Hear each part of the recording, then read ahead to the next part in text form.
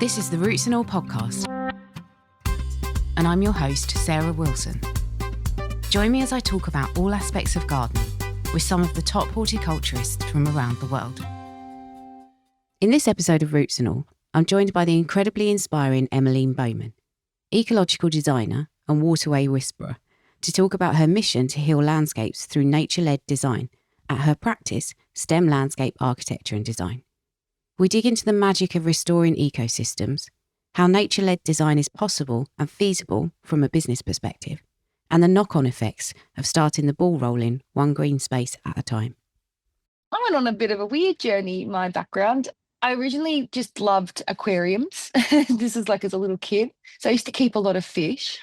And when I actually finished high school, I was a manager of an aquarium. And I wanted to go to the big city, Melbourne. I grew up on a big country property, a farm down in East Gippsland. And I wanted to leave there and study bioscience and zoology in Melbourne. And so Dad was like, yeah, that's great. Get out of here. We've got I had 15 4-foot tanks at the time, just full of different types of fish. Wow. And, I moved to Melbourne and I could only take 2 of them with me or whatever. And studied bioscience and zoology. I was a really artistic kid. And, I loved the degree, but I was not good at physics and things like that. I liked the biology side. So I was looking into different courses and I found a course called Landscape Architecture. But my fascination has always been around biology and animals. I just love animals. So I was always an animal person before I became a plant person. Anyway, so I transferred to landscape architecture and I was still working at an aquarium during this time where I had my own business where I used to pretty much service people's fish tanks or look after their fish or help with any illnesses, or I'd set them up and create these little underwater worlds, if you would say, where I would put, different types of aquarium plants and all these different fish. And I really started to understand a fish tank is pretty much like a little underwater biome. And it translated into the environment as well. So I had this business and from there I was doing fish tanks and then it developed into ponds and then it even developed into wetlands later on. But during that time I was also at landscape architecture doing that course, which is fundamentally flawed in terms of learning and teaching children or students about plants. So basically the course was great theoretically and sort of developed interpersonal skills, but my master's was in the cohabitation of animal and human species in urban environments, because that's what I was really fascinated about was, designing spaces for people and wildlife. And basically the combination of my little business that I had with servicing aquariums, I finished my course. I worked for a couple of different companies. And then I thought, no, I really want to give this a red hot crack. I want to design spaces that we actually start to look after our environments and create spaces for us and wildlife by utilizing native plant species. And that's sort of probably a long-winded conversation there, but that's sort of the short of where I am now. Wow, that is quite a journey. When you say that the landscape design courses are fundamentally flawed, is that because they don't factor in the animals and the habitat value of the gardens? They don't factor in plants. It tends to be a lot more focused around architecture and theory. And practically when you get out of the course, you don't really have any knowledge about plants. So usually when we speak about this, I usually suggest, and most other people who've done the course suggest, undertaking a horticultural degree afterwards. Most of my peers, we all just learned organically, or some of them had a degree before, or just learned all by themselves that skill. So that's where I'd say it's a bit flawed. So in your business now, do you focus on wetland habitats or ponds, or do you bring in the wider garden design sphere? We're very multifaceted. We do deal a lot with water. So we convert a lot of dams into wetlands. And then we work right down to a little backyard garden to a balcony. You can still put in plant species that can attract pollinators. And then we are up into really big properties, whether it's a big urban block that could be nearly on an acre-sized property or rural properties. We do everything. And that's what we really love because, when you're dealing with wildlife, you're dealing with different types of species and you can cater to different types as well. Like I was saying, if you're dealing with a balcony, obviously you're not going to be getting in large mammals or anything, but you can definitely attract pollinators, different types of insects. You can even sometimes get birds. But then when you're dealing with wetlands and farmlands, you're looking at massive amounts of insect species, amphibious species. We introduced native fish species as well because our fish in Australia are in a lot of trouble because our waterways are just trashed and we have a lot of invasive species that have just destroyed those environments. So we like to introduce back the little native fish species like pygmy perch, but also, farmlands cater for mammals, kangaroos, wombat. And if you're fringing on forested areas, then you're looking at different types of marsupial species. So, yeah, we cater to everything. It doesn't matter the size, basically, and it just makes it more exciting. I met you in Australia and I did travel around a little bit, and what struck me was the absolute enormity of your flora and fauna. And obviously you come to design with a background and expertise in your field, but do you have like a multidisciplinary team? Are you drawing on other people's expertise and people who are coming from a scientific background to make sure that you're kind of catering for all the species that might use a space? I would say the staff are incredible. They all have their own expertise. Chili is also a landscape architect, but she's very design orientated. She's got a very fantastic native plant knowledge. But I guess with the animal side, I'm definitely the driver for all the animals and species and things like that because I've always been so drawn to that. Tom is a horticulturalist. He knows everything about plants. And, if you've got a question, he'll know it. And Laura, she came from a science background as well, which is really nice to have, designers with a science background because that is quite rare. So she's got that sort of intuitiveness to her. And she's our youngest at our grad and she's from the UK. So she comes with a really different view of things. But what she says and what we all sort of say is that if you learn these methods, you can apply it to wherever you are.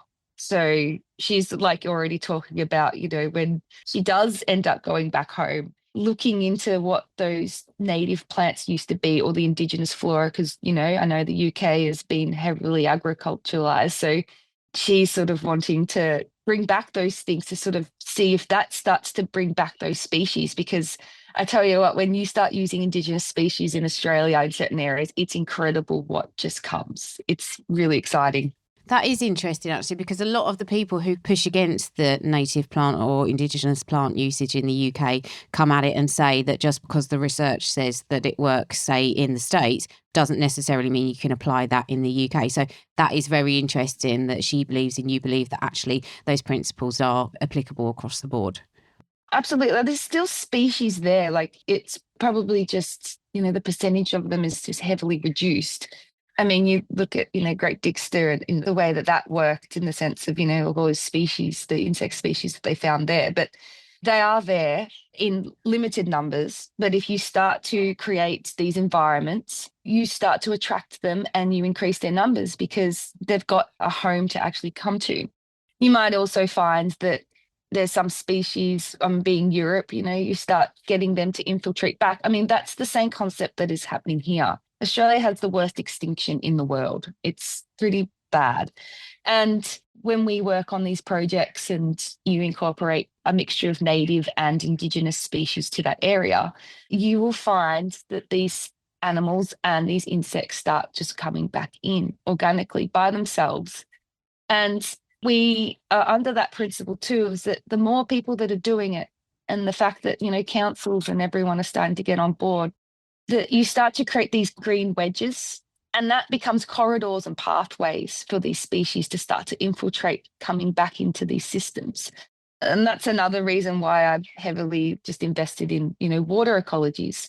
In Australia, like I said before, our water ecologies are just trashed, We have farmlands that, will have excess runoff of pollutants that come in, the invasive species like carp that have absolutely decimated the water qualities, and forestry, where logging and all this sort of thing. Like I understand that we need to have, sustainable ways of farming for food and timber and things like that.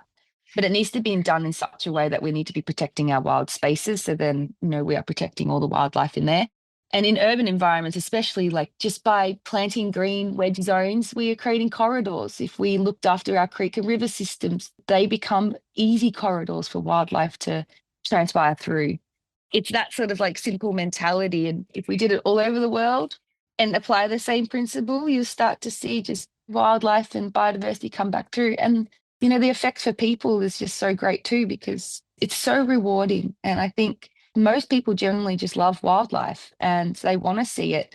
And it all comes down to being a little bit scared sometimes because they don't know what they don't know.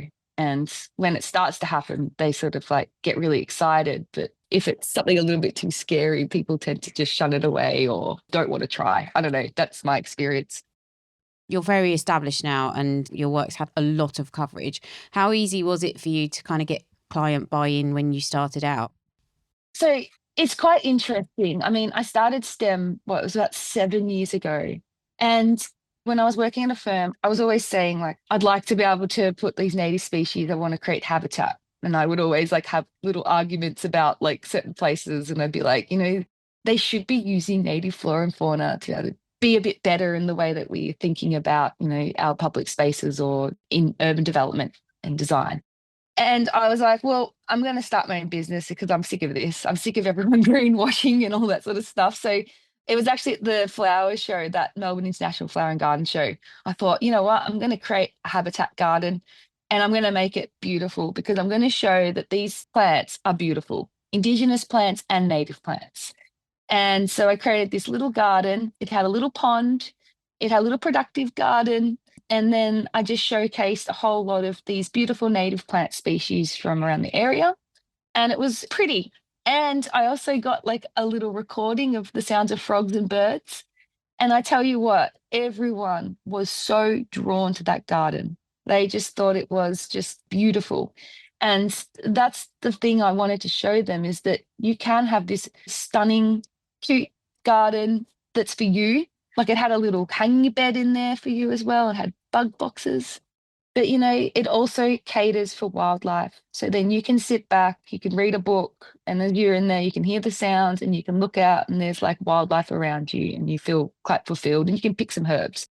So that was how I started. And we ended up winning like the first prize in that boutique section. And that's what catapulted the business straight away. It was like bang. And then I just think that people, they love nature. They love wildlife. Most people do. They just need to have a bit of information, free information. That's what I'm a big thing about. I'm a believer of not gatekeeping, but, give out some information. And then afterwards, because we had worked on like these larger ponds and just by chance I'd worked on this wetland and replanted all that, Gardening Australia got in contact and they did a video on the wetland there. And that was, all about creating a water habitat. It's not just a place where people can swim and things like that. It's becoming this wildlife refuge, and show different types of plant species in a water environment that flower and can look really beautiful, but, cater to frogs and dragonflies and damselflies and different types of aquatic species. So that was another thing that really made it explode. And, people, we always have work. We have the most loveliest clients. I think I always say, like, you hear horror stories from other firms, but I think our clients are just so unbelievably lovely because they are grounded in the sense that they love nature, they love wildlife, they love that curiosity of plants. So we're always really blessed to have really wonderful people, and they send pictures of all the things that come into their garden. And yeah, I mean, long story short, it was a very easy transition, and it was all just to show people that you can create beautiful spaces that can still be fully functional and attract all the critters. Yeah, that must be amazing that you get all those pictures sent to you. That's got to be the ultimate by way of reward for the work that you do. It is. Honestly, I get like, they're just so stunning. You get all these little micro and macro shots of even just like, the tiniest things. And that's exactly what makes me so happy, because it means that, what we've done the right job, and they've become curious, and, they're delving deeper into their garden and, seeing all these things that they hadn't even seen before. One of our best projects that we did was a rural project. Her name was Beck. She's just an incredible person. And she bought a property and she wanted to do regenerative agriculture. What she wanted to do is restore her dam. And we did it. And there's a species of frog in Australia, in Victoria, called the growling grass frog, and it's critically endangered. And, about 6 months after, we go to the property and there's growling grass frogs everywhere. We had catered the design to about accommodate these big frogs. And just lo and behold, they had moved in. And I just remember like getting that photo and just feeling that fuzzy feeling like this is exactly why I went into this and why I did it for. I have to say, I love animals. And I always usually say, like, I tend to try and privilege animals sometimes before humans sometimes. But it was that moment where I was like, oh my God, we did it. We actually got this endangered species back into something that was man-made for them. And now it's become their home. And at the same time, that dam still provided water to the livestock. The troughs where the cows would drink from, the water became crystal clear for them. We had an explosion of insect species which helped pollinate the agricultural land and all her productive gardens. And so it was like that win-win thing because, a lot of farm dams in Australia are just clay lined and the water just stays pretty foul and nothing can grow in clay in Australia except for like rushes. So to be able to bring back the philosophy that we do with our ponds and our wetlands, we introduce a silty soil and then we plant like all these local species back into it. And just by doing that, and how quickly these species grow, you can literally transform that dam from a clay infested water to this pure, clean, biologically rich, clean water, and that everything and everyone can enjoy. It's so rewarding and it's so simple. So you kind of lay the groundwork and then the land almost kind of heals itself from that point on. And like you said, it is surprising to people. And I wondered, how surprising is your work in the world of Australian landscape design? Is what you're doing quite unusual? It was, yeah. I feel like now we've got so many great people, like you've had the lovely AB on your podcast. There are advocates in this area, but I have found that since we've started and just being a lot more vocal and actually showing as like a design firm that you can do it and have a business around it, I think that's really transformed the lens of how people see design, because now I'm seeing more and more people becoming curious and using it and advocating to look after our wildlife, and councils are doing more of it. And, we've been engaged by councils and things like that as, consultants to teach them. And, that's part of it where this change is happening because you sort of set that example. And, when I did the garden show, it was the first time that anyone had done like this habitat garden at the garden show.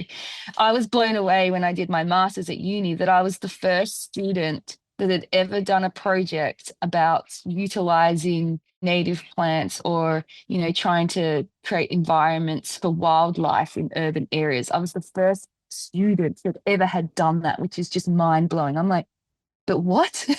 So like, it's just that thing where if you can, just for anyone, if there's an idea you have and it can work, or you want to give it a good hot crack, do it, because you set an example and people will follow. And all that it comes down to is knowledge. And if you are going to be the one that's going to try and provide that knowledge and example, then others will follow and feel like a bit more safer to do so as well. And obviously, you need to have the effect of proving that it does work, because a lot of people do sort of say those sort of things. And, sometimes it doesn't work, but knowing that it can work and you provide this beautiful service and that, go for it and teach others and don't gatekeep. That's probably my biggest thing, is get so annoyed with people who have incredible knowledge and it's almost like their own IP. So they want to keep it under their belt, but that just stops at you, really. And I understand in a business perspective that sometimes you need to do certain things like that with certain things. Totally get it. But if you do have a wealth of knowledge that, you're helping the younger generation or just people who are just genuinely curious, spread the word, because it's so much more powerful and we can just do so much more with that. Just a true believer of that. I've noticed in Europe, and just by the way Laura speaks about the things in Europe, that there is that thing of being a little bit afraid or even knowing what your local plant species were or are. And yeah, it would be interesting if there was more of a focus there. And like I'm asking you the question, is that something that is happening at all? No, I don't think enough. No, I think probably when people design for wildlife, they are kind of putting in very generic things and not actually considering the wider landscape around the site where they're working. And that comes from a lack of knowledge and observation. And, I really think we need to get much better at that. And we need to start working with scientists much more, so that we can do informed design rather than just saying, oh, I'm going to plant some open flowers for pollinators. That's fine, but we need to start thinking about how the garden functions in its kind of eco-region. So yes, I think that is a problem, and that's a lack of knowledge. Well, there is a fear of getting it wrong, I suppose, but I think it's lack of knowledge mainly. So yeah, we've got a long way to go, but I think we're all kind of making strides, and that's good. And, we need to do it quickly because we haven't got the luxury of time, but hopefully we can make a difference. And that is a key thing of disciplines merging together. It's been interesting because it's only just started to happen here, but that is a big thing that's starting to change, is the multidiscipline, just like working together. Horticulturalists or scientists sort of become consultants where people feel like they lack that knowledge. They're starting to let go of that ego and, acting like they know everything and starting to go, hang on, no, we don't.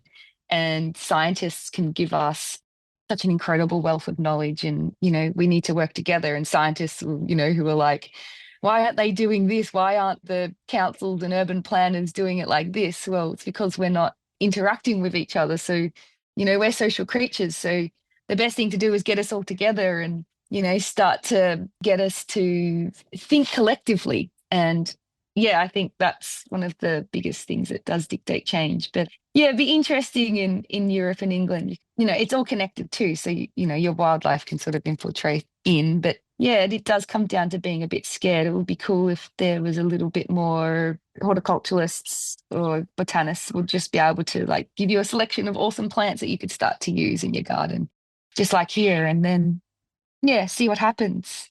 Yeah, that's a really generous way of looking at it. So thank you for that.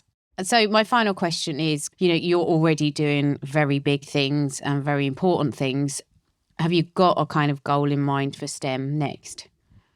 I'd love to write a book, but for STEM, I would love it to merge more onto really large scale projects where we're actually connecting corridors and, creating those wildlife refuges.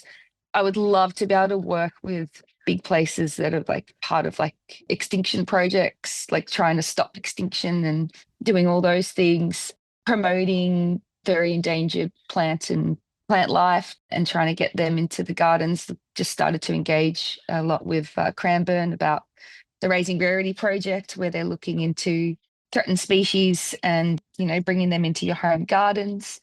But yeah, for STEM, I'd just love to be able to move into those projects to really, I guess, just change perceptions in different states as well.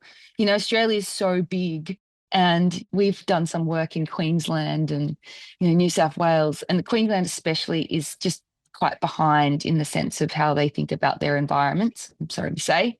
And yeah, like to move into those areas and to influence change in those states would be really phenomenal too. So, I mean, there's a lot of things we still want to do, like so many. And then one day I'd love to do like a garden at the flower show, showcasing more of those endangered species and things like that as well.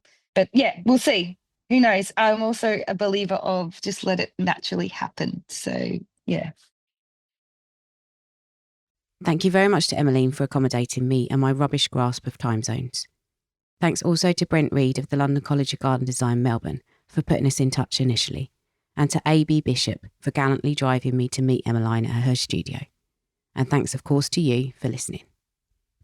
You can download or listen to the podcast direct from the website rootsandall.co.uk. Please also check out my Patreon, where you can make a one-off donation or take out a monthly subscription to help support the podcast.